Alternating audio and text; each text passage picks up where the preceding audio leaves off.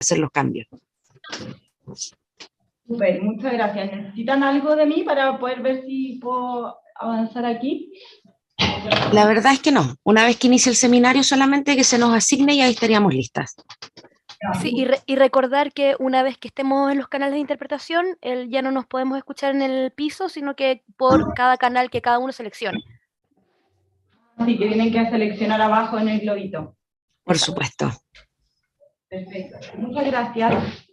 Gracias a ti, nos vemos en un rato.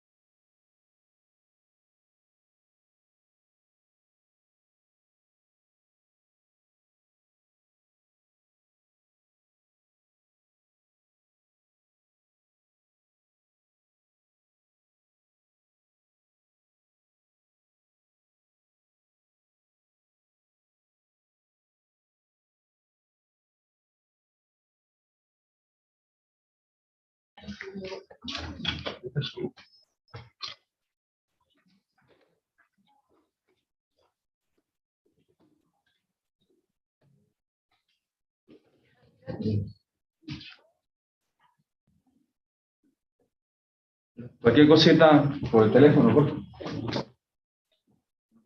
Teléfono asignado.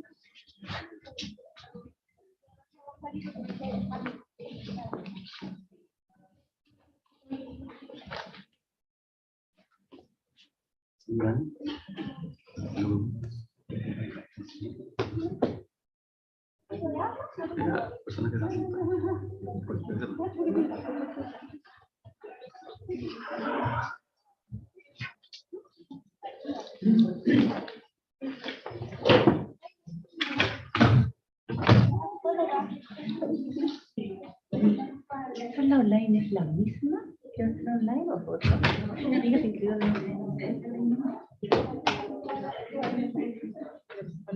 Zoom puede acceder a traducción simultánea, pero si no, tiene que ingresar a UDTV y tiene que escuchar la video. ¿Pero eso desde ahora? Sí. Ah, es la misma que va a ser online. Ah, ya, porque también me dice que me ha llegado el link. No, se envió el jueves, pero el correo no leo. Ya, se envió el jueves. Sí, se envió el jueves, pero rebotaron muchos correos porque las personas lo escribieron mal. Si yo lo escribió mal, no se va a enviar. Pero pueden empezar a UDTV y va a encontrar. Ah, va a poder acceder a través de otro inglés, pero sí. Perfecto, ya, súper.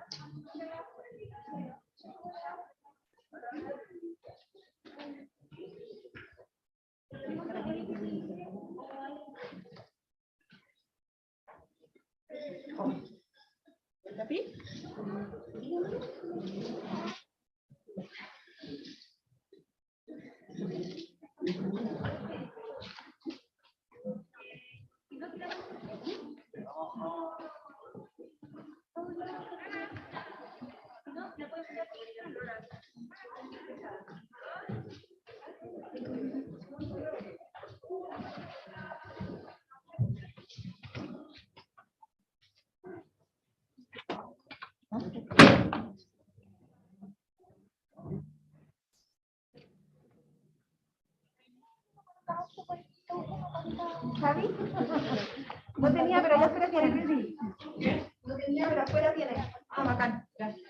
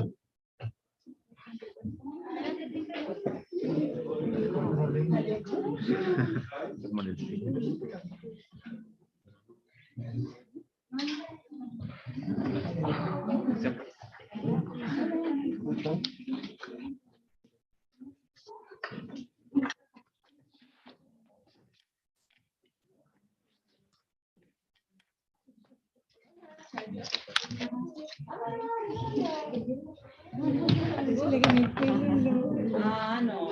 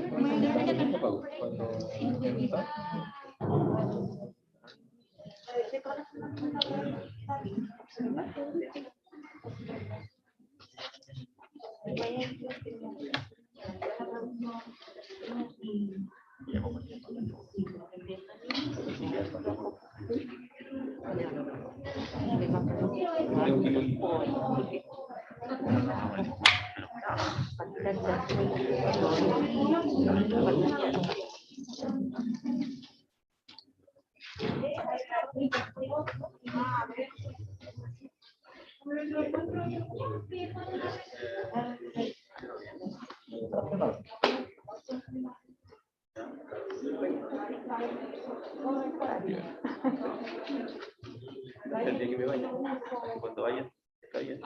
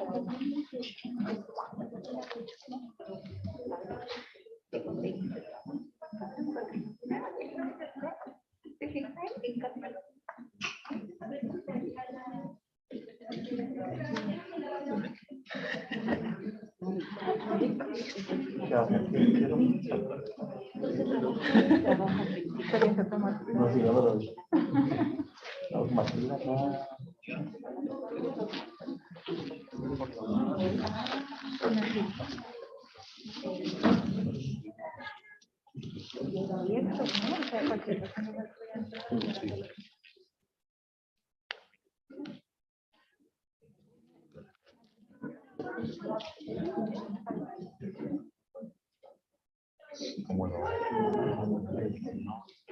una bajada.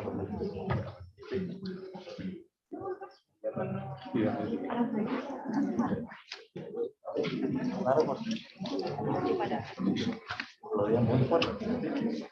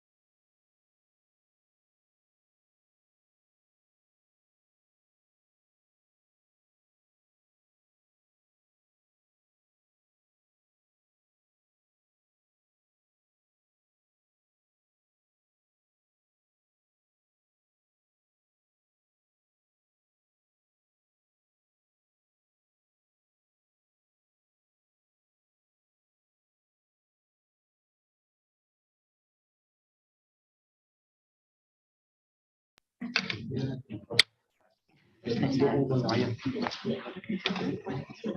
Creo que son como ramos más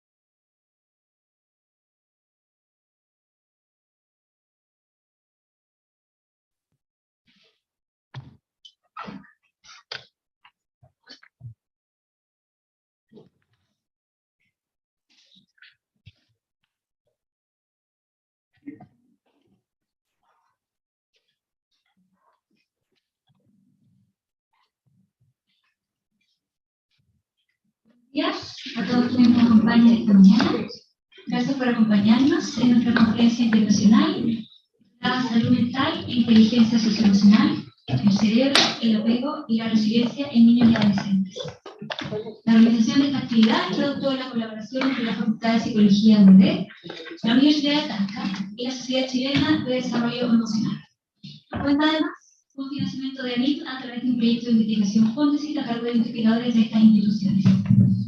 Con esta actividad damos además inicio a otro proyecto Fondesit enfocado en el estudio de la asociación entre patrones de apego y oxitocina, en el que participan el doctor Jaime Silva y la doctora Daniela Luney de la Universidad del Desarrollo, la doctora Rosario Spencer de la Universidad de Talca, el doctor Rodrigo Cárcamo de la Universidad de Magallanes y el doctor Manuel Ortiz de la Universidad de la Frontera.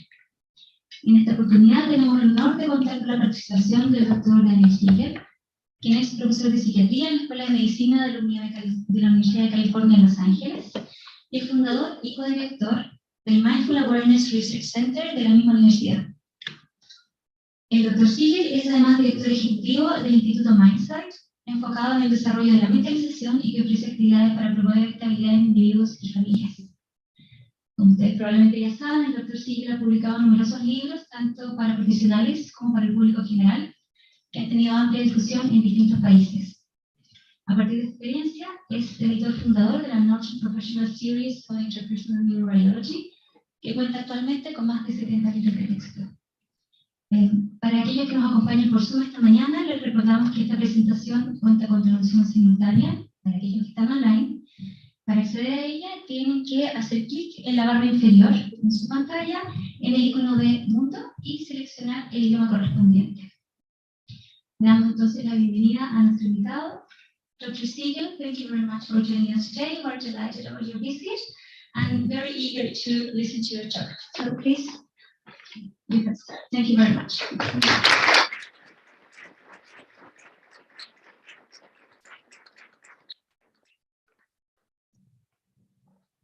Much for that introduction, and thank you for having us here.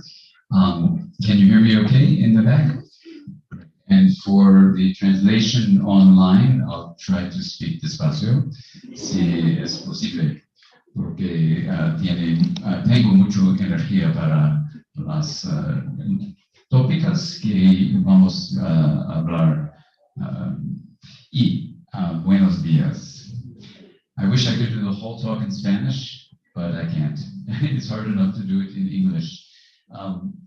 So we'll try to have time for questions, but let me just find out from those of you who are here, how many of you are doing studies that involve the development of the mind? Can you raise your hand? Okay, and how many are working in the area of mental health? Okay, so many other people. And how many more broadly are working in something that has to do with the human mind? Is that everyone? Yeah, okay. So today's talk will be about social and emotional well-being and mental health.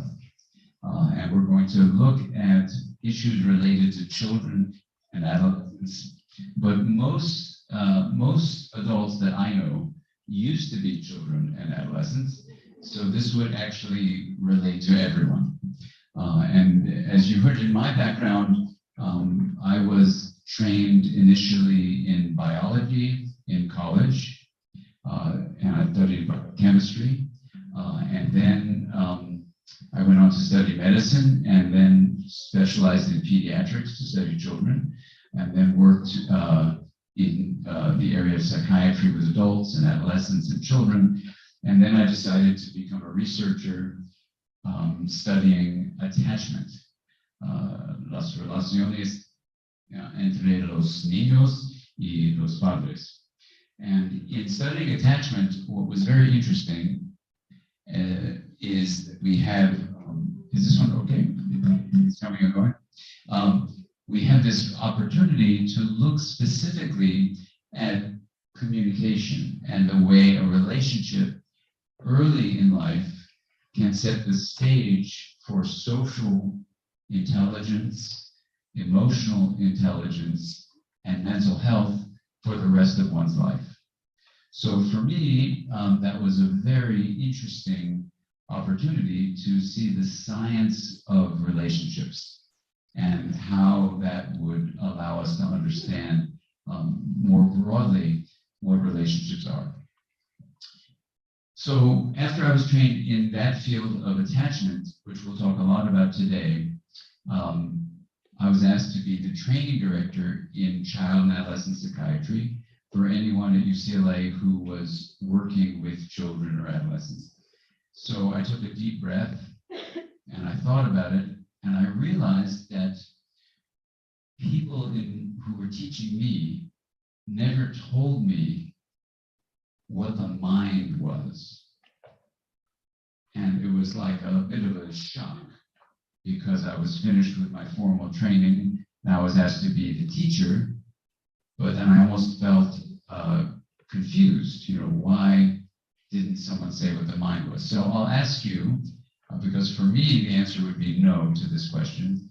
In your training in areas related to mental health or mental disorder or mental development, has anyone defined what the mind is? Okay, so I don't know if people on Zoom can see, but 0 people are raising hands, and that would be for me too. And I asked people around the world this, so just so you know. So I've asked over 100,000 people working in the field of mental well-being, mental health, and it's about 2 to 5% ever say yes. So that's 95 to 98% also say no. But then when you have time and someone says, yes, someone told me, and you say, okay, what is the mind? What were you told? They say the mind is your thoughts and your feelings, which is a description, not a definition. So then I said, fine. What is a sentimiento? ¿Qué es una pensamiento? What's a thought? What's a feeling? And then they go, well, a feeling is what you have when you feel something. And I go, okay, and then what's a thought? Like this little baby that just came in. ¿Qué edad tiene? 7 meses. Okay. 7 meses. Wow, okay, that's an incredible time. ¿Cómo se llama? Clemente. Clemente, okay. Hola, Clemente. ¿Cómo estás? Tito. Clemente. Hola. ¿Cómo estás? Okay, so at 7 months, right, he's going to develop, because he's crawling, a concern about being away from his father and around someone he doesn't know. So he's like, you're not my dad. I'm not going to get out of this little carrier.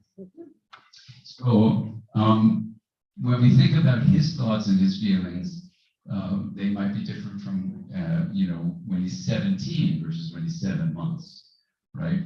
So we want to honor that people have been describing the mind in psychology, psychiatry, social work, all the fields that involve looking at development. But interestingly, not only is the mind not defined, but I once had the opportunity to meet with one of the most esteemed professors of psychology who I really love.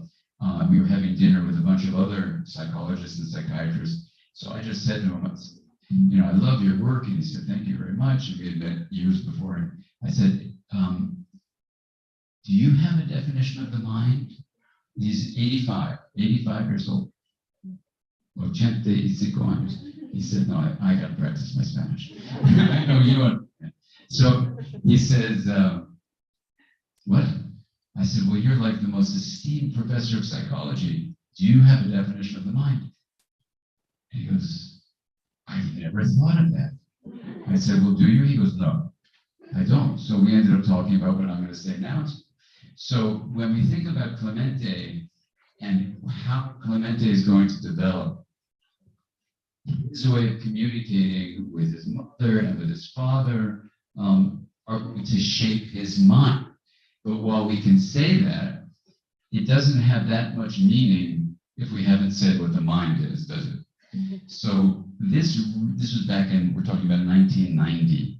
So many years ago, it was the beginning of the decade of the brain, and so I brought many of my teachers into a room together, 40 of them, to ask the question to begin with, what is the mind? And what is the brain? And what do they have to do with each other? And then the next set of questions, once we can answer that question, what is the mind? And then its connected question, what is the brain? Is what is a healthy mind and what is a healthy brain? Does that make sense? Okay. So, so this is where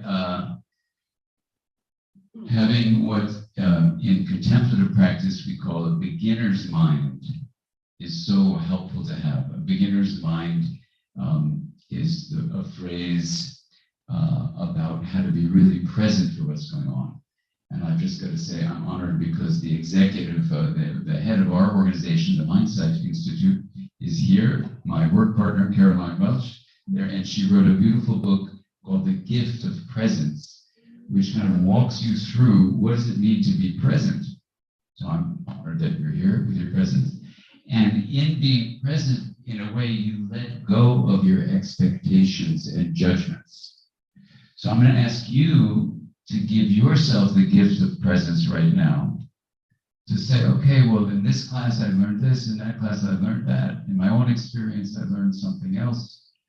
Now, just to drop into a simple thing, and let's think about Clemente and say, what's happening now and between his mother and him, right there? And usted está la madre y el padre, I want to make sure. Yeah. They could be actually my brother and sister who came in and we just grabbed the baby, but no, this is the thing. So now Clemente is going to have an experience right now. And if we look at that, we want to take a beginner's mind to really looking at that, right? So what do you think is going on now between Clemente? Take a look at Clemente and his mom and Clemente and his dad. What's actually happening? I think we can all agree that something that's going on is going to shape how Clemente would be when he's 27, right? And the research would support that, right? So what exactly is it? So the fifth attachment tries to address that by asking that question without saying what the mind is. But we're going to start with what the mind is because I think it gets you deeper to then saying what's a healthy mind. Okay, so what is going on between Clemente and his parents? At the most basic level, what do you see? Okay? So what's the word?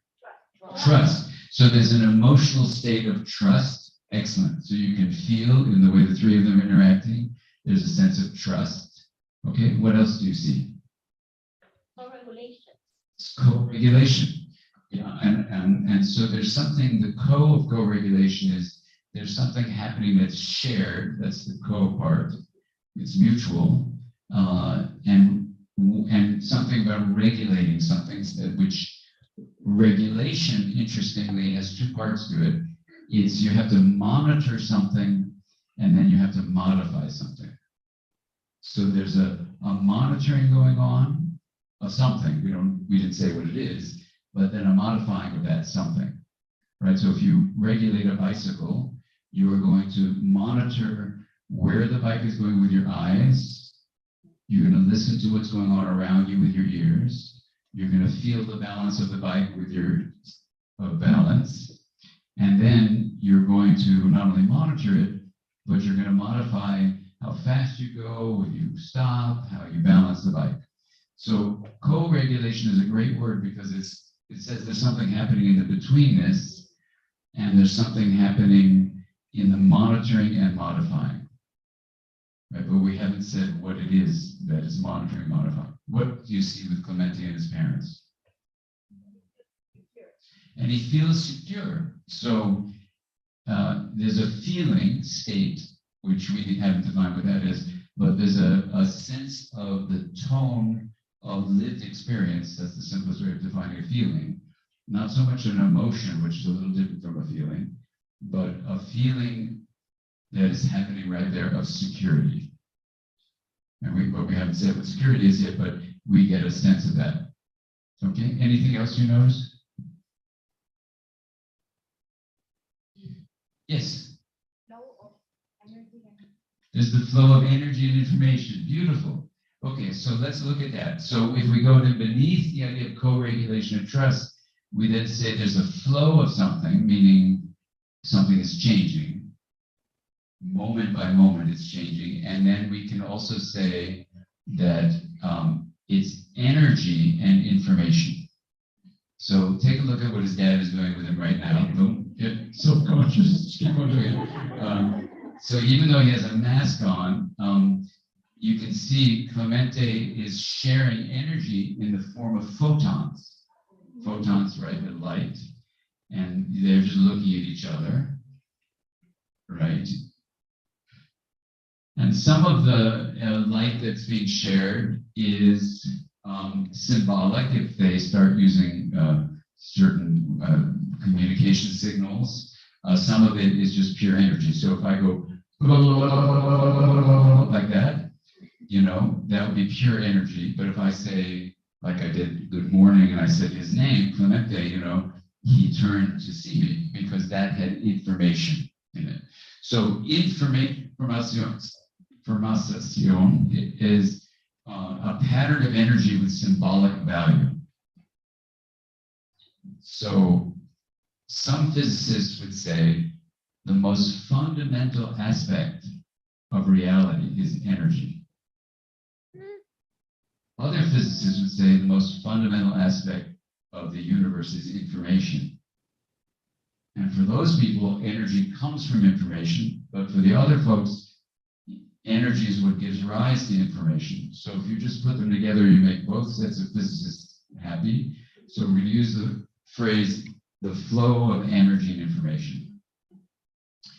So in this group of scientists in 1991 that were gathered, you know, they couldn't decide what the mind was. No one had a definition of the mind.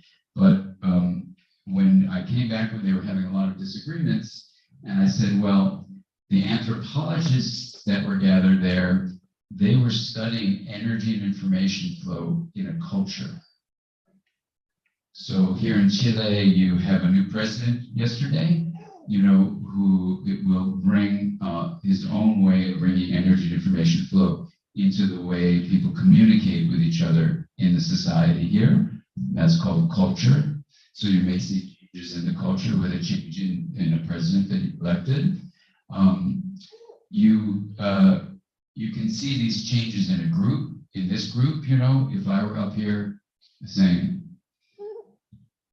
thank you very much for inviting me to come here to Santiago.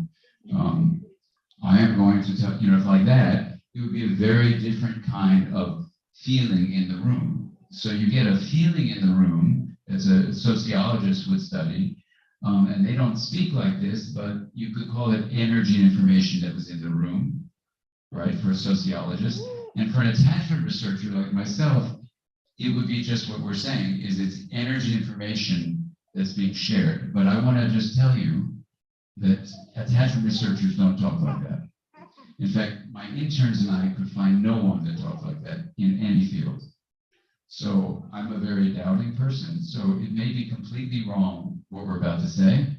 But for me, for the last 30 years, looking at that relationship as a sharing of energy and information flow, that's how we're going to define a relationship, you know, allowed us back in 1991 to say that anthropologists look at the relational sharing in a culture, sociologists in a group, linguistics experts in how we speak to each other, but a brain expert is doing the same thing inside the body. Usually they study just what's happening in the brain, in the head, and that's energy and information flow patterns inside the skull. So here's our first stopping point about the beginner's mind, is that we often think the skull and the skin are some kind of impermeable boundaries that are somehow defining something. But energy and information flow. Is this running out of battery or is it okay?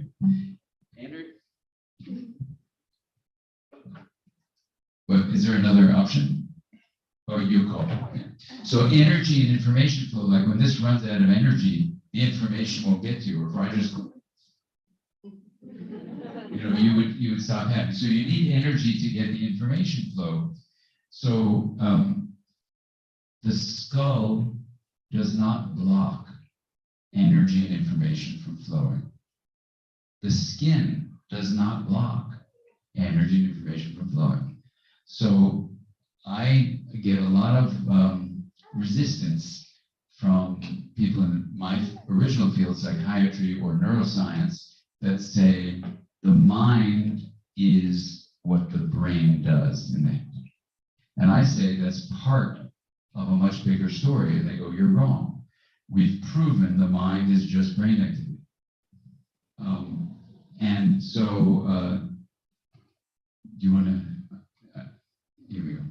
So the issue then is for some scientists who are very dedicated to what they're doing, they are staying with what Hippocrates said 2,500 years ago, and the father of modern medicine, grandfather of modern medicine, and also William James reaffirmed, mind is what brain does.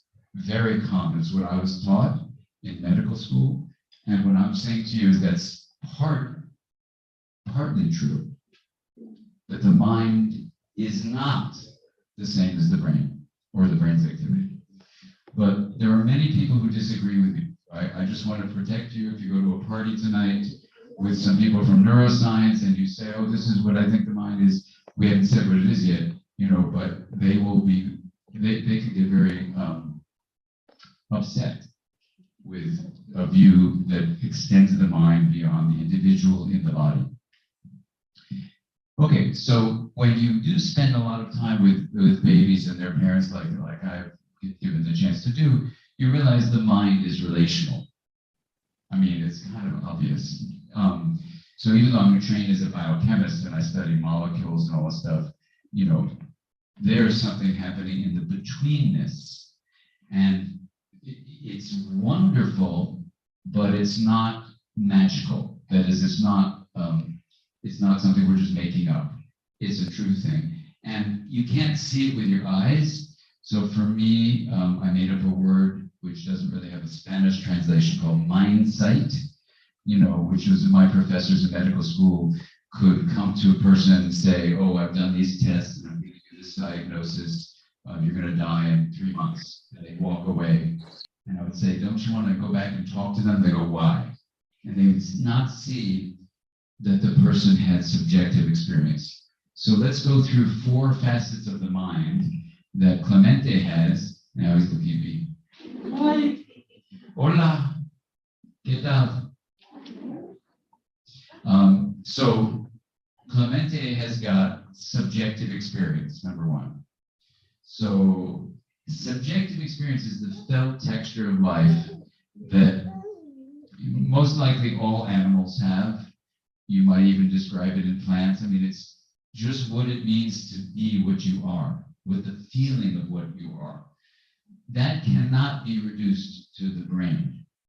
I used to work on a suicide prevention service. If someone called on the phone and said, I think I'm going to kill myself, I've got this gun, there's no future for me, life is terrible. And if I said to them, oh, the serotonin levels in your prefrontal cortex are probably so low, boom, they would kill themselves. But if I said, oh, wow, that sounds so painful to be feeling such despair, tell me more about it. That's a whole different experience where a person feels felt. Because as a listener, I identify their subjective experience. I'm not just saying what's going on in the brain. Even if it's 100% dependent on the brain, it's not the same as the brain.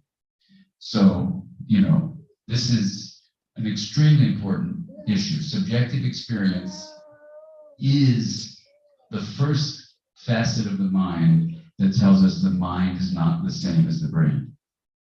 Even if it's completely dependent on what happens in the brain. The second aspect of mind that we need to talk about is consciousness, right? Yes, so, you know, he likes consciousness. So with consciousness, you have this issue of knowing what your subjective experience is.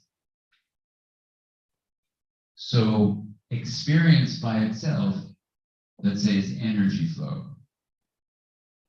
Anytime you use the word experience, you could replace that word with a definition. Experience is energy flow.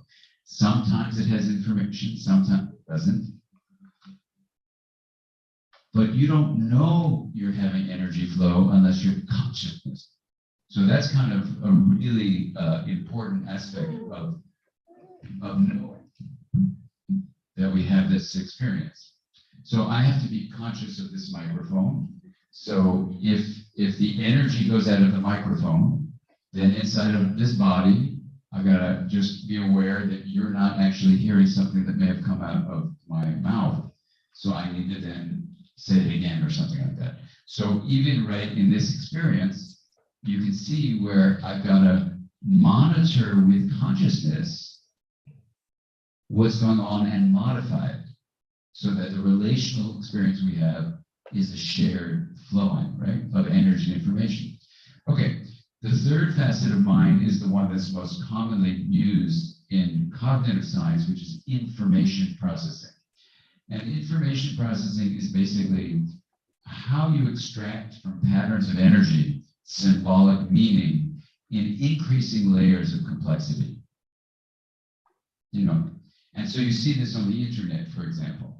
The human mind is manifesting itself outside of its skin encased boundaries of the body, or certainly the skull encased boundaries of the skin of the skull, so that you have this interconnected mind. Oh, is it? You think it's not? You think it's not this, but it's the distance from something. We'll try this. So maybe it's the distance. So let's see. Okay. Good. All right. So now he is so cute. Clemente, you want to come teach the class with me up here? I do. You're not making any sense. Okay. So information processing in cognitive science, it's the cognitive scientists use 4 E's. Cuatro palabras que empieza con E. So la primera E is embodied. So embodied means, you know, you actually are having information processing that's coming from a body and it's in a body. So in English, I don't know if in Spanish it would be like this way, but in English we have a word understanding, right? Comprendo, right? But understanding in English means to stand under. I don't know if that doesn't mean that way in Spanish, does it? Comprendo. But in English it's understand. So I'm literally standing underneath something, so I understand it, right? So it's up here, so I've got it. You know, I've made sense of it. Or in English, we have a word grasp. Do you have that word in Spanish?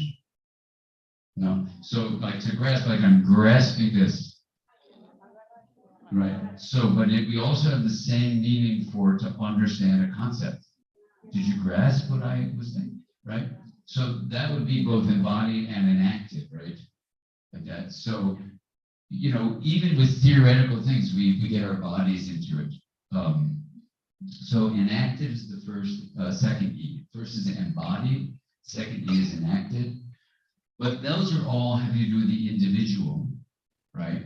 But then information processing goes beyond the individual when you are now experiencing the extension of information processing, like when you're taking notes on a piece of paper.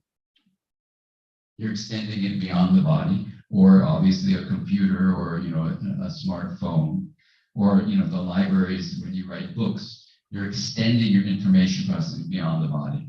So this is what cognitive science tells us. And the fourth E is embedded. Embedded in culture, for example. So you can walk in a room, let's say a classroom, and you can feel the culture the teacher has created. I thought that was a baby, but I couldn't see her head. ¿Qué edad tiene esto? 2 meses. Okay, wait. Here's a friend. Una ella, ¿cómo se llama? Elisa. Okay, Elisa, esto es Clemente, Elisa. I didn't want to say anything because I didn't know maybe you had something else in there, but great. So Elisa and Clemente, that's fantastic. Our main teachers. ¿Y la primera para usted? El segundo. ¿Y para ella? Número uno. Okay, great. So, ¿qué edad tiene la otra? 3. ¿Un hijo o hija? Also Clemente? Oh my God. Great, okay. 2 Clementes, 1 Elisa. Okay, great. So, so in the idea of being embedded is you can walk in a classroom and you can feel what some of my colleagues at MIT, Peter Senge and Mette Bold and Otto Scharmer, these are the people I work with there, we call a relational field, right? A relational field. And they don't talk like this, but I do. I think a relational field is energy and information flow, patterns of sharing energy information flow that are quickly set up and you can feel it in a classroom. And some classrooms promote creativity and collaboration and compassion and connection, you know, and some inhibit that. And they make it competitive and people are frightened and there's no trust. So we can also apply a relational field to what's called a dyad, right? D-Y-A-D, a dyad is a pair, right? And diada. Diada? A or O? Diada. Yeah, so diada, you know, pair is una, how do you say field in Spanish? A campo, that's nice. A campo relacional. Yeah, so a relational field, for me, you know, even when I talk with my colleagues at MIT, they don't use the phrase energy and information flow. They never talk like that. But for me, what a relational field is energy and information flow. And you can see it in a classroom, you can see it in a dialogue. So now we're defining it as energy and information flow field, but that doesn't tell us what the mind is yet. But we're describing these aspects of, you know, subjective experience, consciousness, information processing. Now we're going to come to the 4th facet of mind. And in looking at this 4th facet, we're going to spend the rest of our time really talking about this 4th facet of mind. Because for me, when these 3 facets became really clear as descriptions, nothing about them logically told you what a healthy mind could be. Because if you say the mind is subjective experience, you go, okay, who cares? What am I to do with that?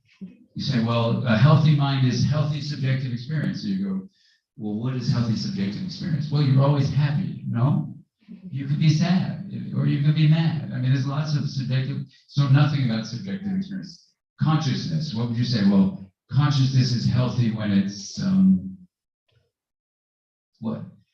Nothing. Consciousness is just your awareness of subjective experience. So that doesn't help. Information processing, there's lots of different culturally sensitive ways we have information processing. So nothing about that says what's healthy or not. So there's a long story that I wrote in a book, I think that's translated to Spanish. In English, it's called Mind. In Spanish, it'll be La Mente. La or El? La. La Mente. I don't know what you're doing with your masculine and feminine now, because in the United States, that doesn't apply. Are you getting rid of it? Here? No. It's so interesting, isn't it? Yeah, I mean, so anyway, that, in English, we don't have that exact problem because we don't have the feminine and masculine. Okay, so La Mente it's a libro, it's a book that talks about how these ideas came up. So I'm just going to summarize it very briefly. But when I was a therapist, I noticed, and I'll ask you, how many of you are actually therapists? Oh, many people, okay. So have you noticed that if you take a step back and take beginner's mind, that, at least what I noticed, that people came with suffering, sufrimiento, sufrimiento, que fue de chaos or rigidity. ¿Cómo se dice rigidity? Rigidez. So rigidity or chaos. Rigidity would be something closed down, completely predictable, unchanging, right? Inflexible. That's rigidity. Chaos, on the other hand, was, unpredictable, changing all the time, out of control, like that. Have you ever noticed that?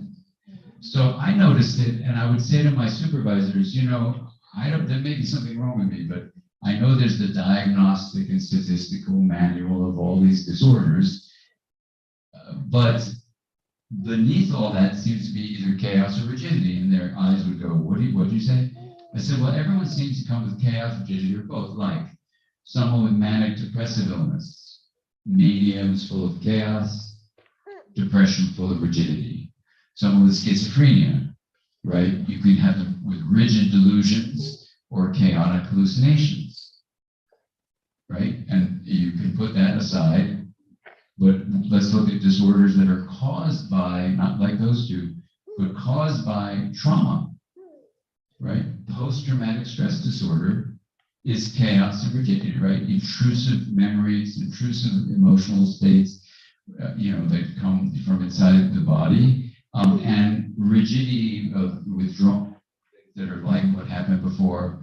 And so it didn't matter the cause, people seemed to come with rigidity or chaos.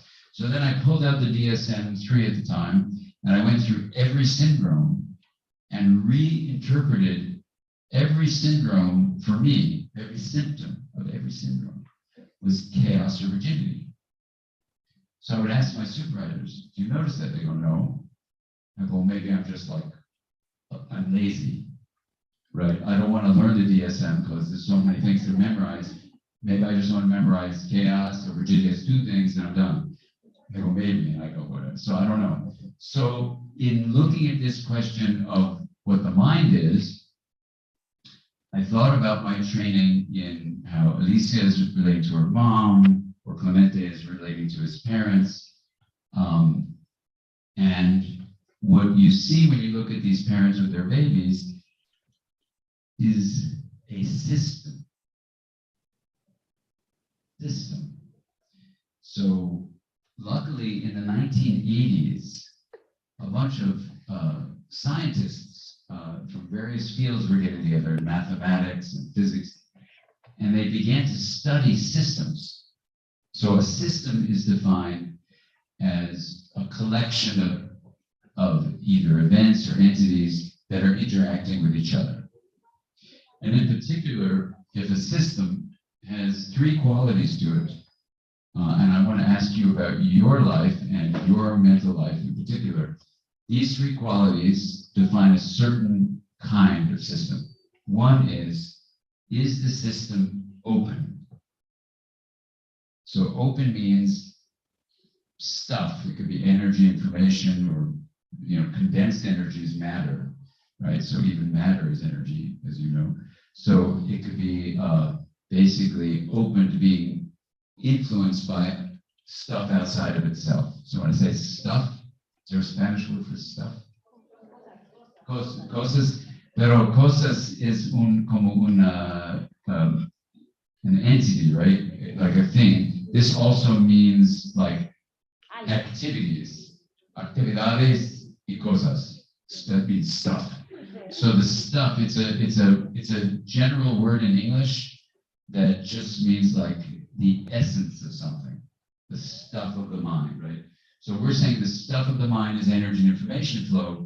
And it turns out that when you look at this way of a system having stuff, it can be things or activities. Cosas or actividades, and being open means stuff from outside of what you call you influences you. How many think you're open? Part of an open system. Okay.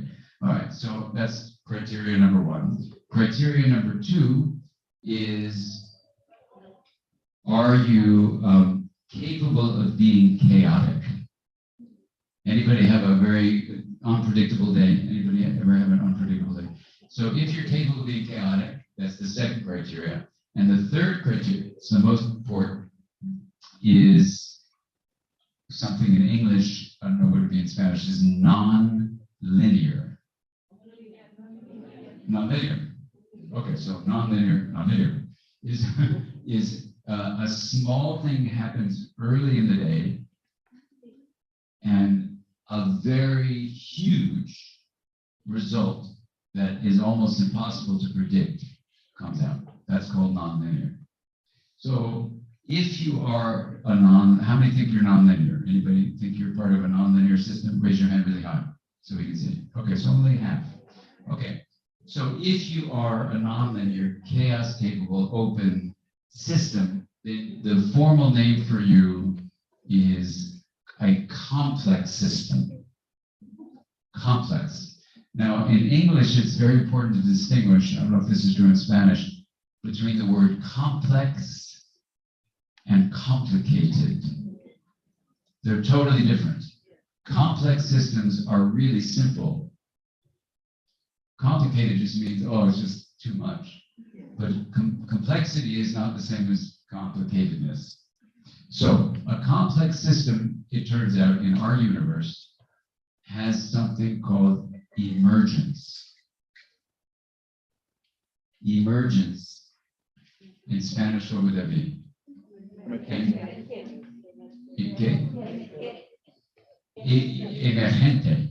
But it's not an emergency.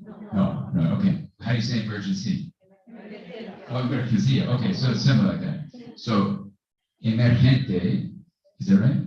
Yeah, okay, so emergent is a word that for some scientists, they roll their eyes and they make fun of you and even say really bad things in their publications about you.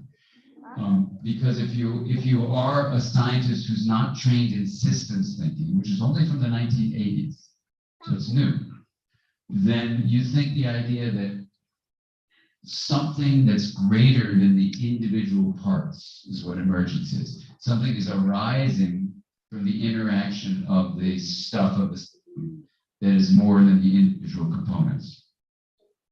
So I'm reading this about emergence, and I said, well, this is amazing. I said, what if subjective experience is an emergent property of energy flow? That'd be amazing. Like wetness is an emergent property of water. If you get the H2O molecule, it's not wet. But if you put a bunch of H2O molecules together, that's wet, right? So if someone says, well, there's no such thing as wetness, then they've never jumped in a lake, right? So wetness then is a property of emergence of this complex system called water. So subjective experience might be an emergent property of energy flow. Consciousness, that we'll talk about in a little bit, it could be an emergent property of energy flow. Information processing, we've already defined, is an emergent property of energy flow, energy and information flow. So then, if you read the research on complex systems, one of the emergent properties of complex systems, which we've already agreed many of us would be a part of, is called self-organization. And I started reading about this, and I couldn't believe what the mathematics was saying was that complex systems have an innate, built-in capacity to regulate their own development and becoming.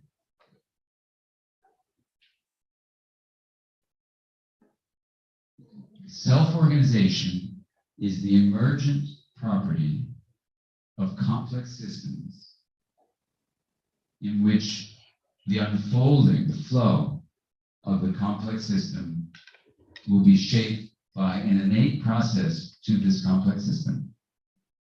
So I read that and I said, oh my God, let me learn more about it. And here's what I read. Optimal self-organization creates harmony, essentially, where it has 5 features that in English, fortunately, can spell the word faces, F-A-C-E-S. Flexible is the F, adaptive is the A, coherent is the C, energized is the E, and stable, meaning reliable, is the S. So optimal self-organization allows this harmony to unfold with these 5 characteristics. It's flexible, meaning it can bend and not break. It's adaptive, meaning it learns from what's going on. It learns. These are learning systems, and it adapts in the best way it can. Coherent is a mathematical term for essentially resilient over time. Coherent, coherencia, yeah. Coherent, is that it? Yeah, okay. Energy is energía, y stable is estable? Yes, stabilidad, yeah. So I'm going, oh my God, that's like the best definition of mental health I've ever seen. But actually it was the only definition of anything like mental health I'd ever seen. But this made me think, what if the 4th facet of mind could be defined this way? You ready? I'll do it in English and then we'll try to do it in Spanish. The 4th facet of mind, so we have the first is subjective experience, the second is consciousness, the third is information processing. Fine. Now we're doing the 4th. And those are kind of descriptions. This one's a definition. The emergent self-organizing, and here's the part that really, I think, makes this definition so useful. Embodied and relational process that regulates the flow of energy and information. Bless you. Bless you. So let's go over it again, and let's do each one in Spanish. I don't know if the order will be the same. So the emergent, la emergente, relational, embodied, how do you say that? Encarnada, okay, y relacional, que está regulando, que regula the flow of energy and information. How do you say that?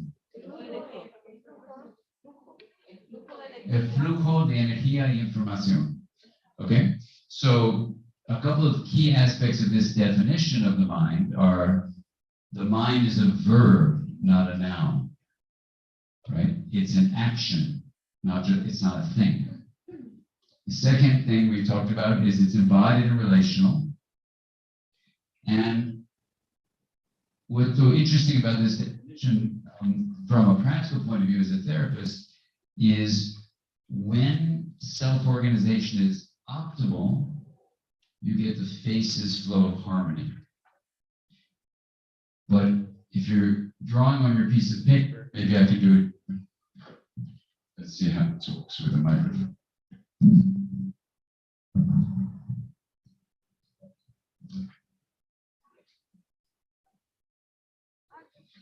Can I draw on this? Yeah. Okay.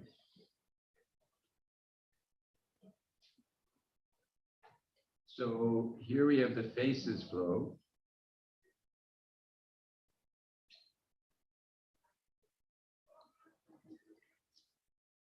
Armonía.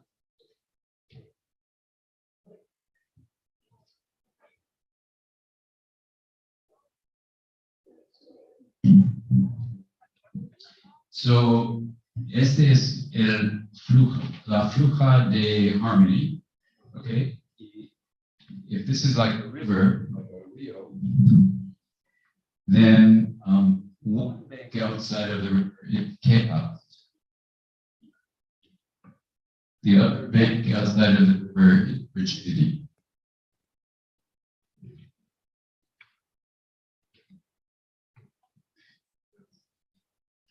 And this is what the mathematics of complex systems says. And back in 1991, when I read this from the research in the 1980s, I looked at it, well, they didn't have this, but I drew this, and to me, this explained the entire field of mental health. That optimal self-organization was health. And when you impaired it, you got either chaos or you got rigidity, no matter the cause. So does this make sense so far? So the proposal in 1992 was the mind, let's say it in Spanish. What's the definition of the mind, the fourth facet? The emergence. So you say it in Spanish, I'll say it in English. The emergence. With emergent and self-organizational, oh, we forgot that one. Self-organizing, embodied, what? Self-organizing in Spanish.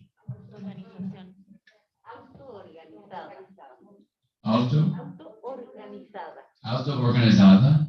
And then we have embodied, encarnada, y relacional process that's regulating the flow of energy information, right?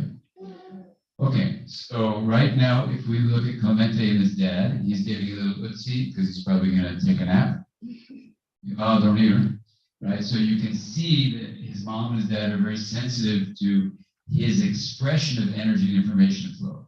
Now they are very much present for him. They're attuned, meaning they're focusing their attention on what his internal energy information flow state is, his subjective experience, right? They're resonating with that so they can feel a little restless too, right? You can see from his dad. And that's trust. And that's an acronym in English that spells the word PART, P-A-R-T. They're present, attune, resonate, and that's where trust comes from. So they'll probably fall asleep in about 3 minutes, don't you think? 3 minutos para dormir? No. Okay, look at those legs going. Okay, so now you might ask the question, okay, big deal, then how do I use this in therapy? So the next question would be, if this is true, that this is actually a diagram that represents the whole field of mental health. How do you get this flow? And it turns out there's an answer from mathematics of complex systems.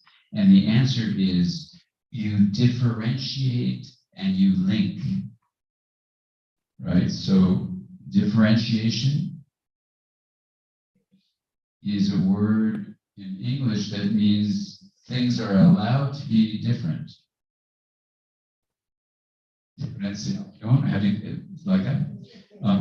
And you take the differences and then you link them. How do you say linkage?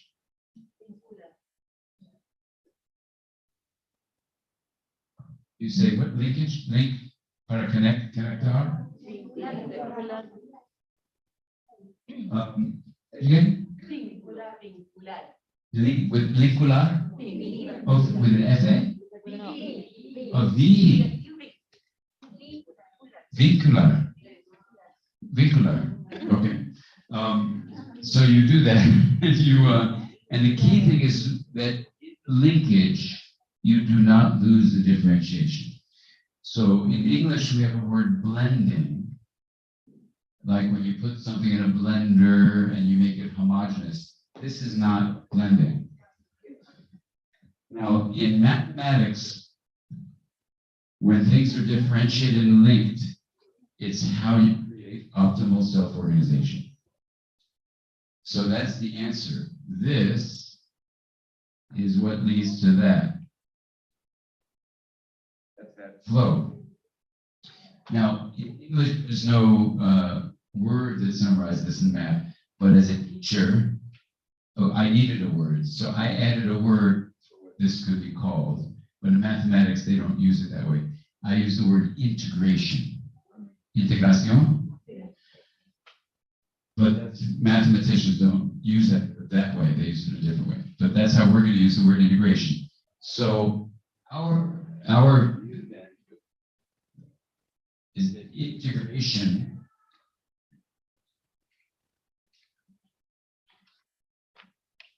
is what leads to that. This is also what we're saying is that health is created by integration. So here's what I'll say, a very simple thing. Clemente left the room, but, oh, where is he? But secure attachment comes from relational integration. What do I mean by that? Clemente or Elisa, they can be their different selves, but then the parent links to them, right?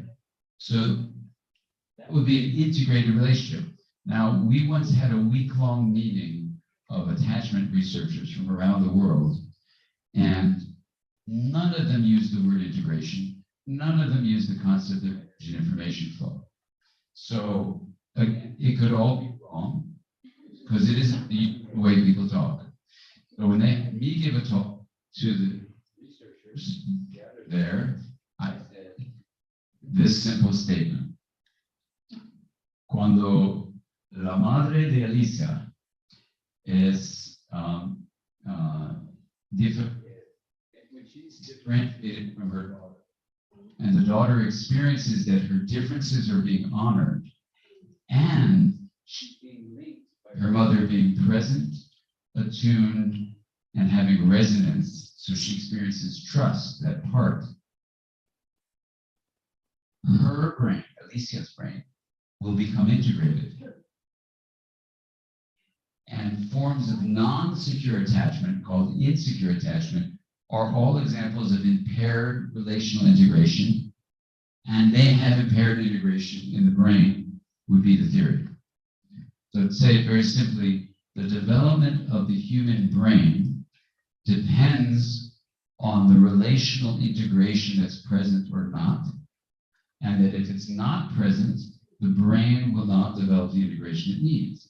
Now, for some children, they develop impaired integration in childhood and adolescence because of what their parents do. For other children, they develop impaired integration because of genetic issues, no matter what their parents do.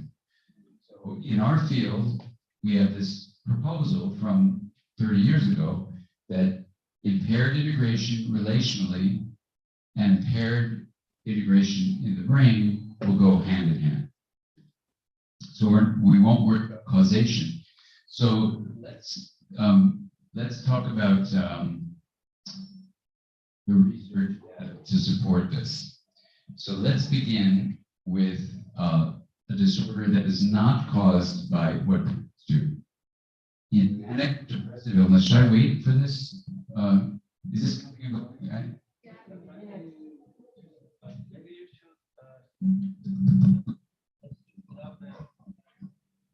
Here in the Zoom. We're trying to change the battery. Yeah. They're coming. So let me see if there are questions. Let's do a few questions right now. Maybe we'll get the batteries. Preguntas so far. Sí. I have a question about what's the R in the abbreviation psychiatry. Resonance. Resonance is, how do you say that in Spanish? Resonance would be like guitar strings, 6 guitar strings, right? You pluck one, the other is affected by the other string, but it doesn't become the other string. Resonance, para resonar? Yeah. So to resonate. So it's very different from mirroring, you know, resonating. And resonance is such a great term in music. It feels very good to use it in our therapeutic relationships, our parent-child relationships. And also, it's important as therapists, we don't become our patients. or else we will burn out. So we have to maintain differentiation and establish linkage. We don't become our patients. We will stop being able to function. Okay, any other preguntas? Does it make sense? Okay, all right, so let's look at some of the research data. Now, it's very important to say that in the 1950s, child mental health made statements that came from really good hearts, that were really bad things they said, that made people feel terrible and that were useless. So in the field of child mental health and child psychopathology, even though there were well-intended researchers and well-intended clinicians, they did a lot of harm. So we want to acknowledge that. Let's give, can anyone one example of that? Autism. In the 1950s and 60s and 70s, so for a long time, if a child had autism, what were the parents told was the reason they had autism? No, this is before that. They were told the mother was acting like a refrigerator. Totally not true. But if you had a child who's having difficulty with sensory integration, difficulty with emotion regulation, difficulty with social cognition, you were told it was your fault. So let's think of another example where parents were told that.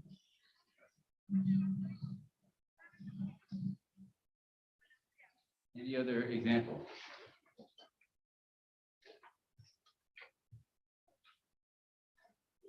Schizophrenia?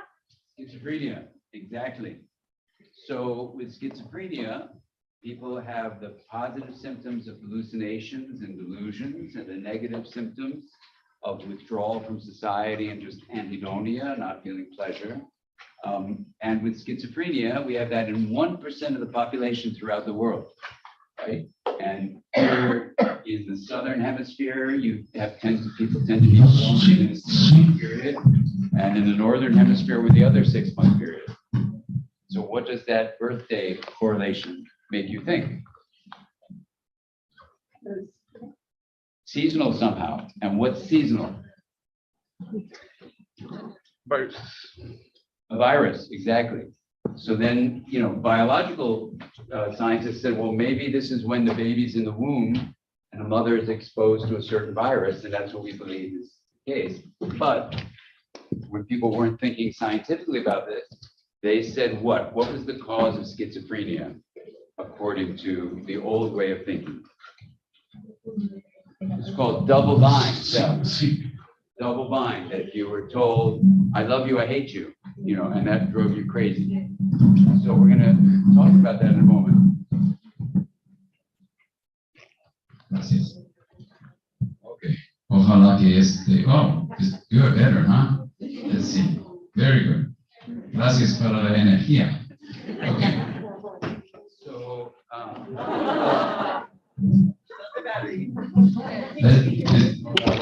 something, I think this is effective. I don't think it's the batteries. I think, yeah, something is not going. So in schizophrenia, you had people being told they were being given double binds, and that their mind was exploding because they were told, I love you, I hate you, I love you, I hate you. Totally not true. Now, we have to make sure to be very careful because bipolar disorder, manic depressive illness, and schizophrenia, while they're Is better. Hello. Is it working? Let's see. Okay. That's it. What did you do? Just change the channel? Oh, fantastic. Okay, gracias. Okay, that was good. Okay, so with schizophrenia, the idea of a double bind was what was said, and that created so much guilt in parents who were not causing this. It was bad enough you had a child who had trouble with their thinking and were not consistent with reality, and now you were told it was your fault. So how horrible is that, right? So we have to be very careful. So when I was trained in pediatrics, we were never supposed to ask about abuse or anything, because by 1982, 83, we realized the mistakes that people in psychiatry had made by saying parents were causing autism and parents were causing schizophrenia, and they weren't. It was a terrible, terrible violation of trust, really.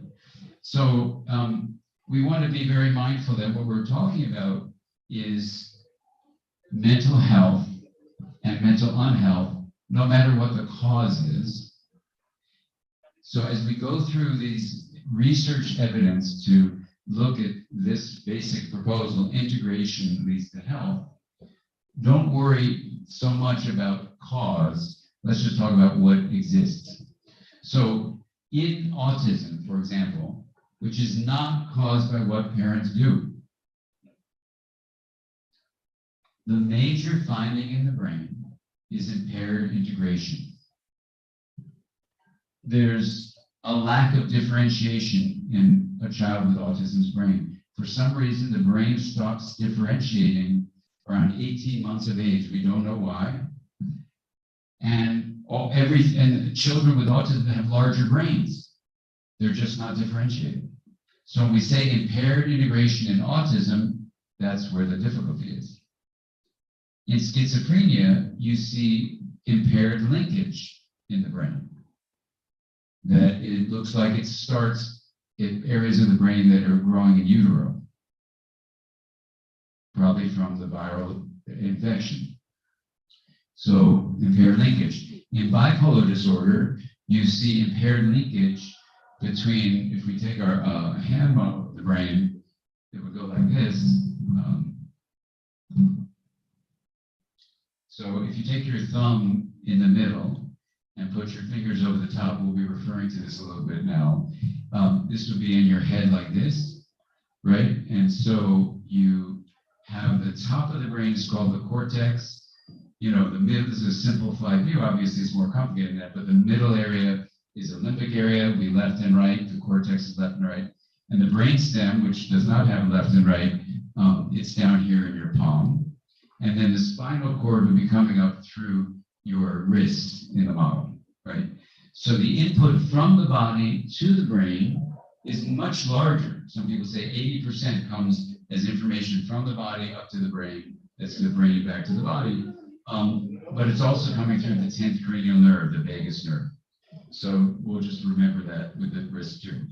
So in bipolar disorder, this area just behind your forehead is called the prefrontal cortex, and the ventral lateral prefrontal cortex and the ventral medial prefrontal cortex are involved in sending signals down to the amygdala.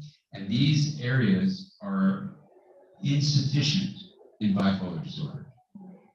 And they probably are insufficient in childhood, but then during adolescence, instead of the brain just accumulating more and more connections, it starts to remove those connections in brain remodeling in adolescence. And that's probably the reason why the majority of mental illnesses begin in adolescence, because of this pruning process. So vulnerabilities are exposed. So that's where the linkage is deficient in bipolar disorder. Now, those are disorders, bipolar disorder, schizophrenia, and autism, not caused by what parents do. What would be an example of a disorder that is caused by parents or other caregivers? Traumas, right. So there's a broad term called developmental trauma that includes two kinds: neglect, where the kid is just not connected to, which would be a relational impairment in linkage, right? So that's relational linkage is impaired, neglect. And the other is abuse: physical abuse, verbal abuse, emotional abuse, sexual abuse, right? So we have abuse, we have neglect. Both of those put together are called developmental trauma. So if you look at the research, for example, of Martin Teicher, Teicher, at McLean Hospital, what Marty has shown is that whether it's neglect or abuse, developmental trauma leads to impaired integration in the brain. So I'm going to give you 4 ways that scientists measure that. So tonight, when you go to that party and you talk about integration being health, and someone says, "Oh, that's ridiculous," you are ready to say why it's not ridiculous. Okay, so if you take your hand model of the brain, the first major integrative region that we can study is the differentiated left and differentiated right side of the brain. They're very different from each other. They work together, but what allows them to work together if they're physically separated is the tissue that links them. And what's the name of that tissue? Exactly, the cuerpo calloso, the corpus callosum. That is impaired in its growth with developmental trauma. So that would be a linkage problem. See, corpus. Impaired? Oh, impaired. What's the science, the Spanish word for impaired?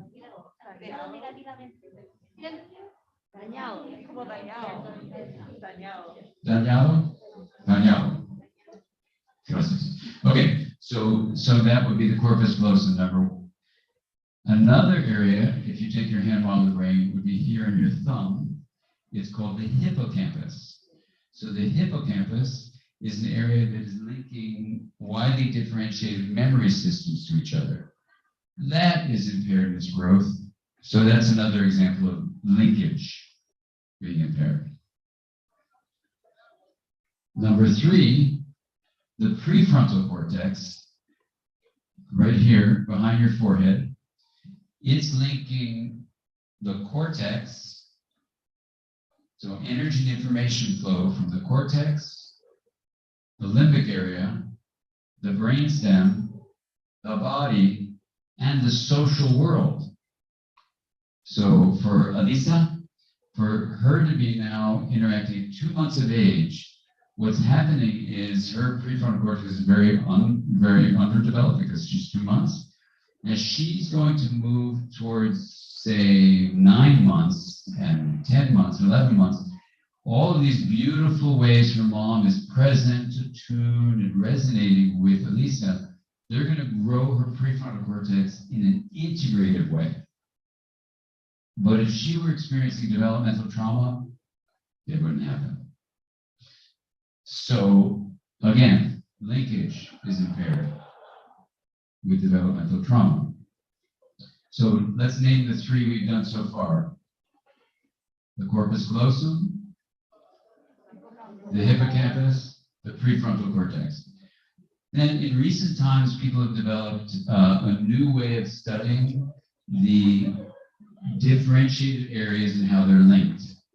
And the word in English is the connectome. I don't know how you say that in Spanish, I have no idea. But it would be C-O-N-N-E-C-T, like connect, and then ome.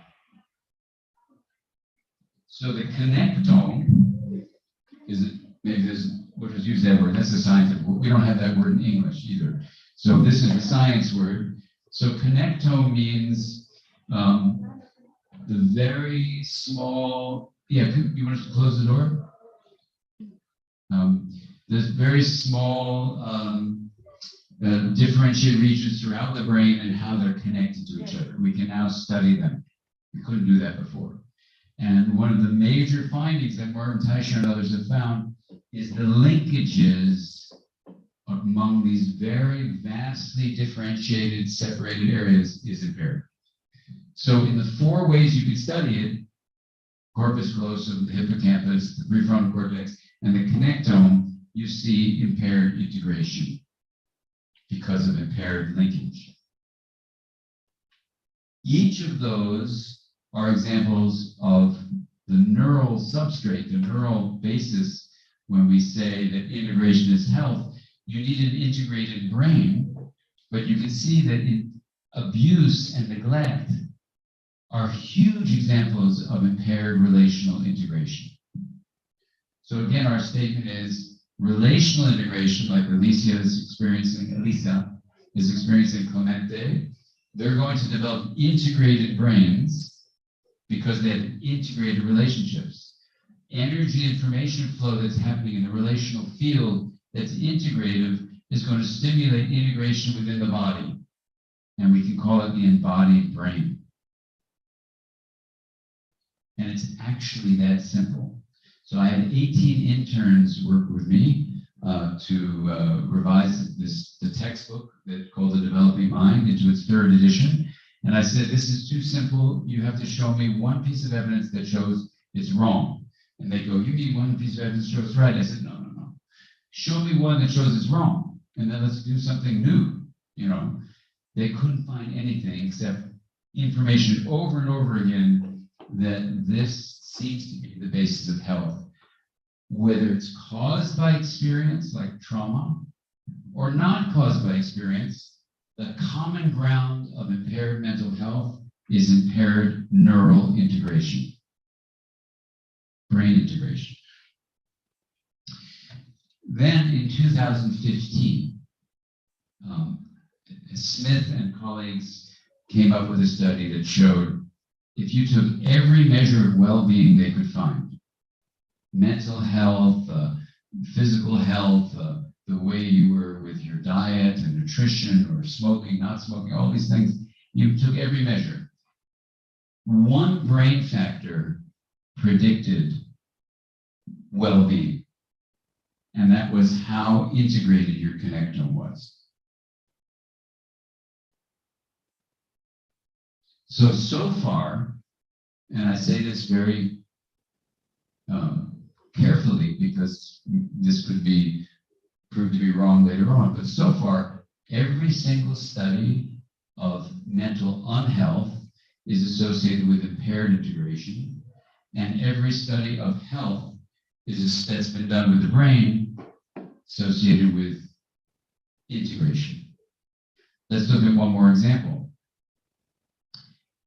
I don't know how it is here in Chile, but in the United States, people have become very interested in mindfulness meditation.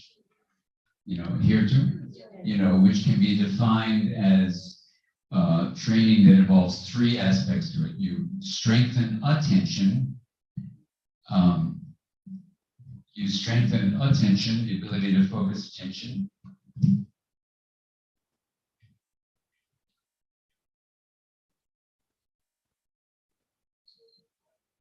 You strengthen the ability to open awareness. So instead of just being aware of something,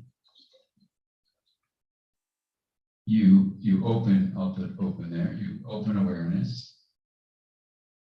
Attention becomes focused. And the third thing is you develop kind intention.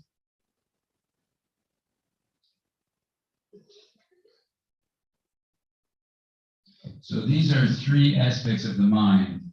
Intention, awareness, and attention are basically things related to energy and information flow. And when your attention becomes focused in its training, your awareness becomes open in its training, and your intention becomes kind in the training. Some people would call the first 2 mindfulness, and they would say mindfulness and compassion training. Other people would say all 3 are mindfulness. So when I was meeting with the researchers in this field, they couldn't agree. So I said, okay, I got to call it something because I'm always teaching. So I just call this 3-pillar mind training. 3 pillars meaning here's one pillar, here's another pillar, here's another pillar. And whether you want to call it mindfulness or mindfulness compassion, that's fine. You can call it whatever you want. But this is being very specific. When you do a meta study of all the studies that have been done on these 3 pillars, guess what? They lead to integration in the brain. And I'm not making this up when I tell you they lead to growth of the corpus callosum. You tell me what you think of that. Growth of the hippocampus, growth of the prefrontal cortex, and integration of the connectome. The 4 ways we can study integration that are impaired in trauma are actually grown with 3-pillar mind training. So if someone says, well, what good is this? Now we know integration is health, but there's nothing I can do to promote it. Wrong. There is something you can do to promote it. Here it is, right here. Train attention to be focused, awareness to be open, and intention to be kind. And you will grow integration rate. Now, what people haven't done is taken either that group of individuals with trauma and done the mindfulness training, the 3-pillar mind training. No one's done that yet. Or take people with schizophrenia or people with manic depressive illness. Someone tried to do it in our institution, it didn't work, but for people who are in their 30s. So what you want to do is take people in their adolescence before they had decades of a disorder. So we don't know if it doesn't work as a preventative measure. So in essence, then, what we're saying is that we now have a definition of the mind.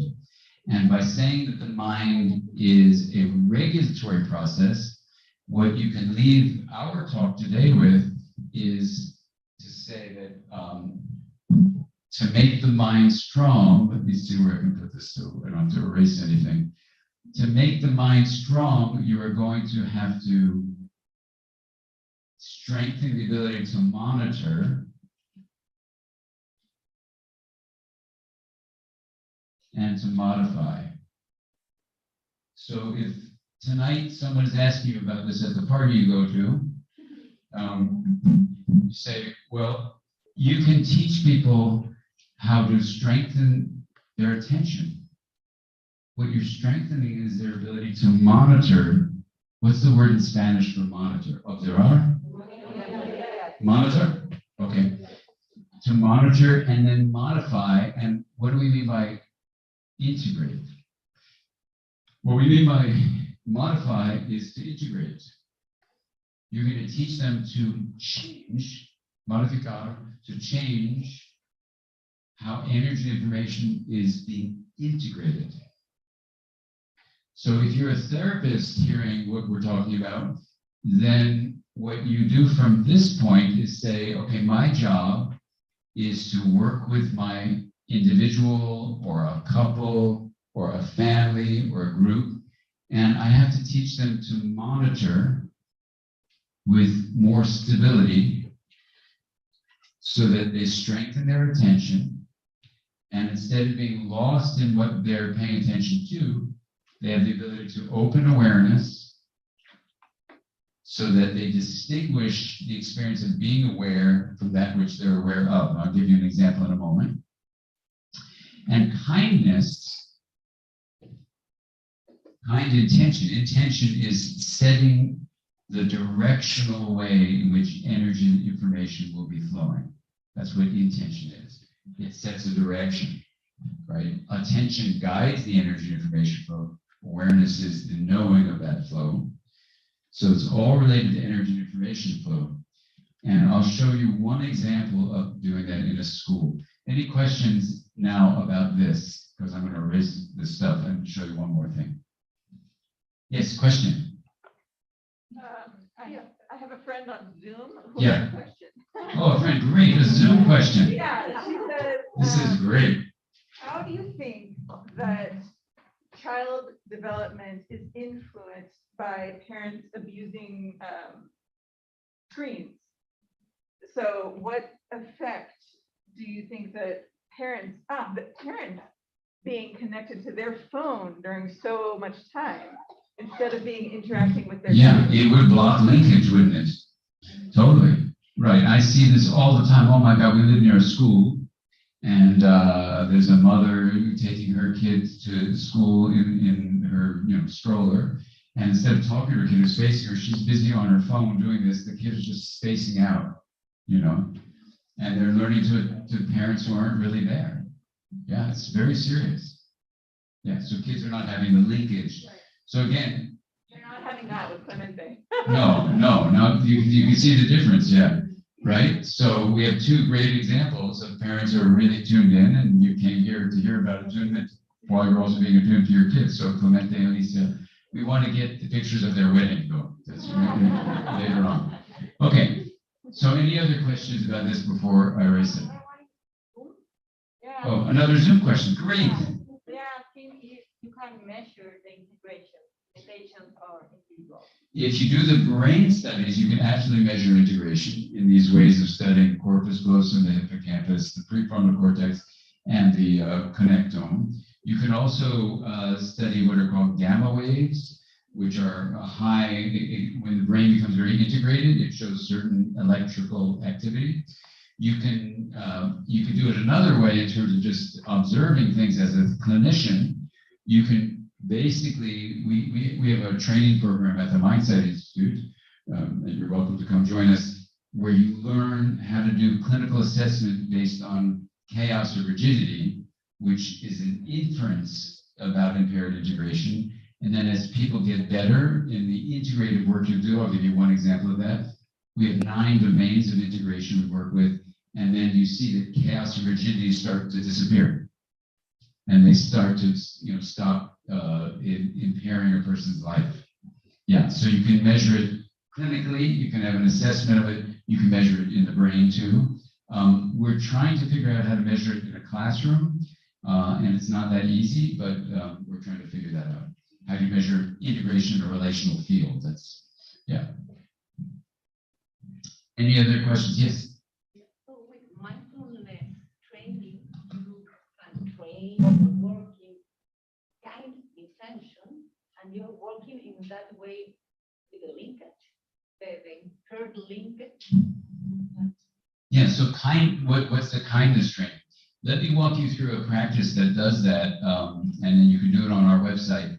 That gives you exactly what that is. But our saying at the Mindset Institute is kindness and compassion are integration made visible.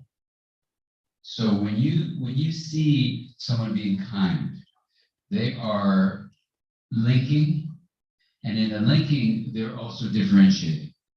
How are you feeling? I want to know how you're doing. You're suffering. I'm going to help you. You're having a great thing going on. I want to take joy in your joy. So empathic resonance and empathic joy and empathic concern, the concern is the gateway for compassion. And when you do this with a state of positive regard, we call it kindness. And when we honor each other's vulnerability, that's kindness. So when you look at all the different definitions of kindness, it's integration. I mean, the kindness researchers don't use the word, no one uses the concept of integration. But for me, maybe I'm just a simpleton, it's kindness is integration. And so when you cultivate that internally, then you're allowing integration to naturally arise. Yes? So I have a question from your book, The Whole Brain Child. I remember you talking about like integrating. Okay, actually, let me give you this for the Zoom people. Okay. You okay? Yeah. So I have a question about your book, The Whole Brain Child. You talk about integrating the left and the right part of the brain and the upper and the lower brain, and being able to kind of, as a parent, help your kid through that through strategies like, for example, in the book you talked about a baby who got in a car accident with her caretaker, right, and how it's important for the mom or the dad to actually talk to her about that experience afterwards, verbalize it, and kind of review it with her so that she doesn't just live the traumatic experience and then let's never talk about it again. And then maybe she's going to have trauma with driving in cars, but actually talk about it with her, verbalize it, even though she might not even talk yet, but be able to integrate those experiences and those sides of the brain. I'm wondering if that's connected also to this integration that you're talking about. Completely. Yeah. Thank you for the question. Yeah, the 6 parenting books I wrote, the first one was Parenting from the Inside Out, with Mary Hartzell, and it was taking the research finding that the best predictor of how a child will develop secure attachment is not what happened to the parent themselves, which is what people thought. It's actually how they made sense, revealed in a story that they tell to a researcher of what happened to them. So when I heard that in the 80s, I went, wow, that's amazing. Research that shows that making sense of your life thinking about what happened in the past, feeling the sense of it, and then making sense of it frees you from what's also true, which is if you had a really bad past and you don't make sense of it, you're very likely to repeat it with your child, right? So that was an amazing finding. So that was parenting from the inside out. Then I was giving a lecture, and one of the students in the lecture hall was really excited, and she had a 6-month-old there with her, you know, and so she became my co-author, Tina Payne Bryson, and we wrote 4 books together. She had 3 sons who all grew up using this model that we're talking about here. So my kids got too old to let me write about them in the books. They said, you're not allowed to do that anymore. But Tina's kids didn't say that. So we don't say that publicly, but anyway. So together, we wrote these 4 books. But they're all basically taking the developing mind, the graduate school textbook, The Developing Mind, and translating that for parents, you know, through the lens of actually being a father and a mother, you know, in different families. So the whole brain child, you know, does that, and it basically says to the parent, your job is to be an integrator. So parenting from the inside out, do that first, because if you didn't have integration in your childhood, it's okay, but do the work to integrate yourself now. So making sense of traumatic experiences, integrating them. Integrating. So that's the inside out stuff. And then what we did was said, well, now that you've done that, now we'll talk about what you do actually with your kid. Whole brain child, no drama discipline, the yes brain, and the power of showing up. Those are all basically taking the developing mind research summaries and then saying, let's translate this for parents. And then I wrote a book for adolescents themselves to integrate their own brains. So rather than being for parents, parents could read it, but it's actually written for adolescents, called Brainstorm. And, you know, what adolescents do then is they take, you know, responsibility for themselves and say, okay, here are exercises for me to integrate my own life. Yeah. So any other questions before I'll give you just one example to show you how this works. Okay, is it okay if I erase this? Okay, so let's do this. So when I was in that wonderful meeting with those 40 scientists, and I gave them this definition of mind that we now have, that we talked about, they were very excited, and 40 of them said, I can go with that. And we met for 4.5 years. And I learned how important it was to get the perspective from, you know, from other disciplines. And that's a process in English, an old English word called consilience. We use CONSILIENCE. Consilience means, what does anthropology say? What does sociology say? What does linguistics say? What does psychology say? What does biology say? Chemistry, physics, you know, what do indigenous teachings say? You know, what do we learn from contemplative practice? What is religion saying? What do we learn from music? We try to bring everybody in. You know, we have now 75 textbooks that I've overseen. I'm the editor of this series. So there's a lot of books if you want to read them in the Norton series on interpersonal neurobiology. That's what it's called. The Home for Interpersonal Neurobiology is where Caroline and I work at the MindSight Institute. So you can join us online. We have lots of ways to continue learning. But we always take a conciliant approach, saying our view is that there's one reality.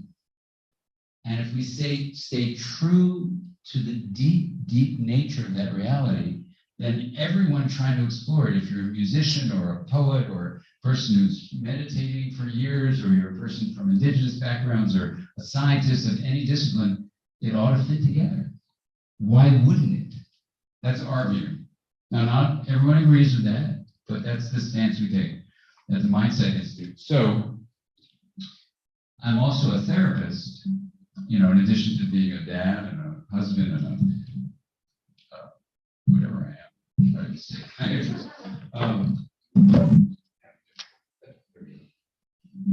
So in my office, there is a table that has a center like that, and it's a glass center and a wood rim.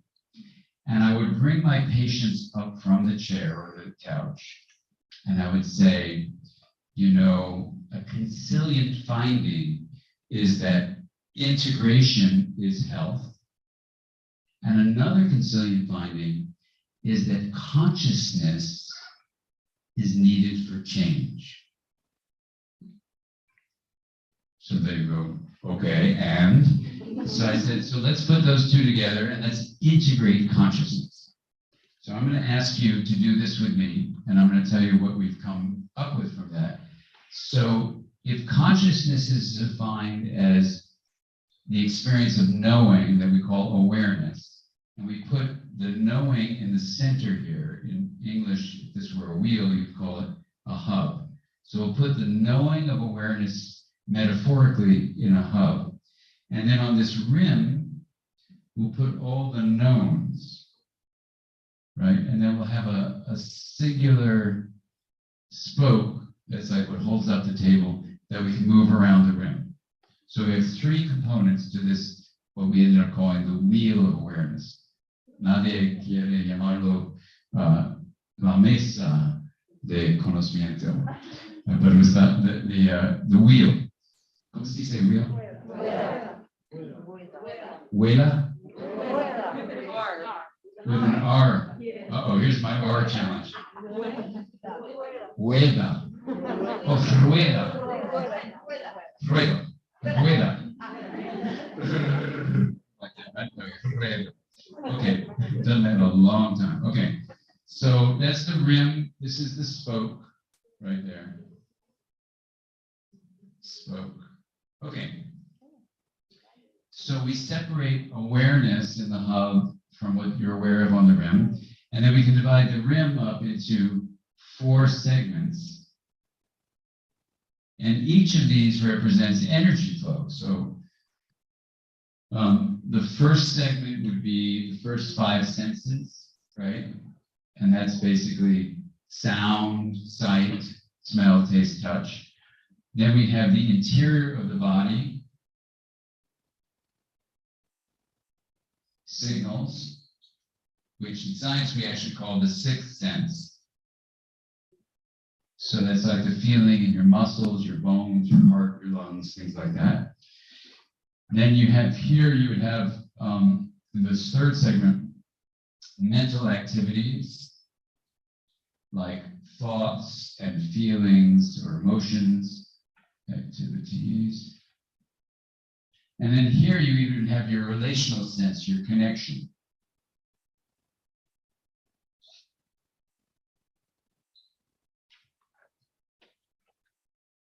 So the people and to the planet. And I'll just tell you 2 quick stories. We'd move the spoke around the rim, and then in an advanced practice, we would actually take the spoke and aim it right into the hub, which I'll tell you about in a moment.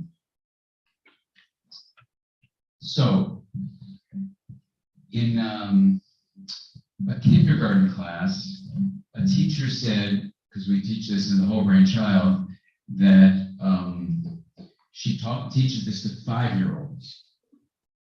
And a boy had been kicked out of one school because he beat up another boy on the playground. And he was transferred to another school. So a terrible experience on that, the first school. And now she had him in her classroom. So let's name him Billy. Or let's, yeah. So Billy learns the wheel as a drawing, not as a meditation, but just as a drawing. And the day after he learns it, she writes me an email about this. He comes into her during the recess. She's in the classroom doing notes, and he says, Miss Smith, you need to give me a break because I'm on the playground and I'm about to hit Joey because he took my box. And then he goes, I'm lost on my rim. I need to get back to my hub. So she gives him a break, and he uses this visual image of the mind to monitor his impulses to hit the other boy, to that basically he was strengthening his ability to focus attention, to then go into open awareness, to say, I need to distinguish awareness from the thing I'm aware of, So even though I have an impulse to hit Joey, I don't. That's the difference between being a president or being in prison. In many ways, right? So you really just sit in the hub, although some presidents don't get it. Anyway, I won't use that example again. Anyway, in general, that's the example of present or not. And so in this way, he was able to use just a visual image to differentiate the knowing of consciousness from the known. He was integrating consciousness, differentiating them and linking them. He could say to his teacher, this is what I'm feeling. So I started doing this with patients, and they had anxiety or mild to moderate depression, or they were facing panic because they were given a medical diagnosis of dying. And this was helpful for all those things. And then very carefully used, it was helpful for people who were trying to make sense of abuse and neglect. So then I started doing it in workshops, and I did it in workshops before the pandemic. First with the first 10,000 people in person, like in rooms like this, recorded when people took the microphone and said, this is what I experienced. And then we went up to 50,000 people in person I did this with. And then a certain percentage of them would take the microphone or write me notes about what it was like. And I just want to share with you before we conclude in a few minutes, one of the findings from that survey. When people would go around, they would say, I started hearing things more clearly, seeing things with more vividness. My appreciation for what was going on inside of my body was more. I could distinguish different mental activities like feelings, memories, thoughts. I could, not be swept up by a thought, whatever. I started appreciating my connections to people and to nature more, which are all beautiful things. And then in turning this spoke around or just retracting the spoke,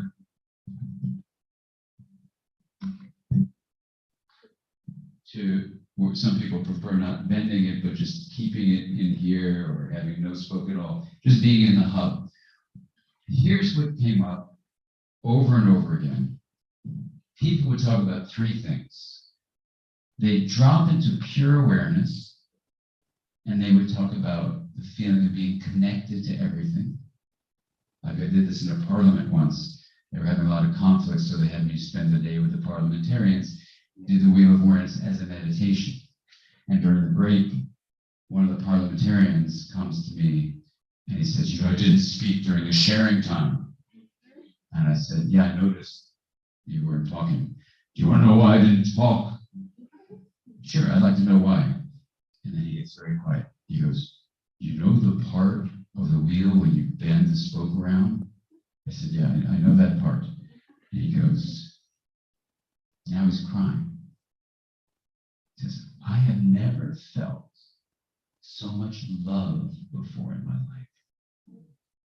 I have never felt, I was connected to everyone and everything. And I was crying. And there's the silence. I said, so you didn't want to share that? Because that's often what people say, actually. In other settings, not in parliaments, but other settings, people share that. Say, I felt so much love, I was connected. Love, love, love, love, love. All the time connected in this open awareness. So I said, so you didn't want to share that? He goes, oh, no. I said, well, because he goes, oh, he points over to his colleagues. He goes, if I said love to them, they would think I was weak. So then I said, okay, you don't want to look weak. He goes, no. I said, so when you make national law, when you're making federal policy, are you leaving love out of your reasoning? And then his eyes got really, really big, and his finger came up. This, and he ran over and started talking to his colleagues. I don't know what they said. But we can only hope they would start leading their government with love. Because love looks like, from all these findings, it's actually the fabric, not only of consciousness, but the fabric of the universe. That when people tap into this open, spacious place, It's what indigenous teachings have taught us for thousands of years. It's what contemplative practices have taught us for thousands of years. And now this is just a systematic application to over 50,000 people of this simple practice to differentiate the knowing of consciousness from the known. And what pops up in the knowing is connection, open awareness, and love, which is your final acronym of the day, COAL, right? It's another way of using both. So connected, open awareness, and love, you know? And this is just this really incredible finding that if you speak to indigenous elders about the practices that have been passed for thousands of years, if you speak to people who've been meditating in extensive ways in various religious traditions, spiritual traditions, or if you look at ultimately what this is like the place where integration arises. When people are given the opportunity to not be lost in all the ways trauma or other ways they've not integrated keeps them stuck on the rim, they access connection, open awareness, and love. And you can do this as a therapist, you can do this with yourself. Just come to our website. You know, people have been doing the wheel now for a long time from the website. And when you do it, you'll have your own experience of building basically this practice. Even though it was built to integrate consciousness, it has the three pillars in it. All in one practice that teaches you to strengthen attention in the first two segments. It opens awareness when you look at this segment, the third segment, and you bend this book around, and it builds relational connections and kindness in this fourth segment. So in a way, you get the three pillars all in the wheel of awareness practice, and you get this opportunity to drop into the hub. The last thing I'll just say, in a book called Aware and another book called Becoming Aware, there's a whole thing we haven't gotten into today, which this will have to be for another time, but we've said that the mind is an emergent, self-organizing, embodied relational process that's regulating the flow of energy and information, right? You all got that? Okay, well, we've said it, but the mind is an embodied and relational, self-organizing, emergent property of basically a complex system that is regulating the flow of energy and information. So a healthy mind is a mind that is promoting integration. And you can do this in yourself, you can do this in your clients, your patients, by teaching them to integrate consciousness. You're giving them the opportunity to strengthen the health of their mind because you're promoting this integrative capacity, right? But what I want to say, and I'll conclude with this, is that we actually didn't say what energy is. So if you read the book Mind or read the book Aware, or please come to our website and you can join us. We have a whole community of people who are coming now. And in fact, I think I even spoke in Chile 2 weeks ago. Were any of you on that talk I did? And everyone said, oh, we want to join. So there may actually be a Chilean or South American group that is going to start, but you can join us because we go deeply into what energy is. And then when you start to work with energy from a physics point of view, it's mind-blowingly exciting because then you start to really get into the subtleties of, this is a metaphor, but what's the actual mechanism beneath the wheel of awareness? So if you want to just read a book about that, the book Aware, I think it's in Spanish, but I'm not sure if it's in Spanish yet. I think it is. But certainly the book Mind is, and that goes through it. But this is a metaphor that's very useful. You can actually dive into what energy is and then how to work with that. So I want to thank you for you taking the energy to be here today. I'm honored to be spending the morning with you, and muchísimas gracias.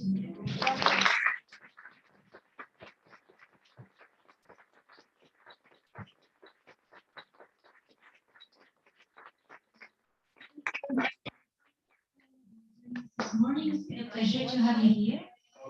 Y para quienes nos acompañan, muchas gracias por haber estado esta mañana acá. Los agradecimientos van también a todas las personas que nos acompañaron por Zoom.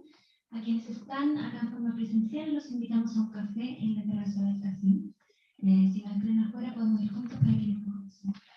Muchas gracias nuevamente y que tengan un buen día.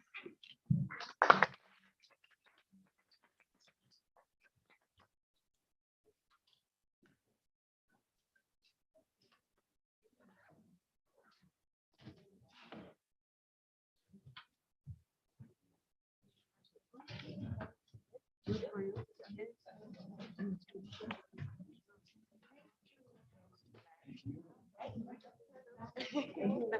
do studies, I go to my other mother.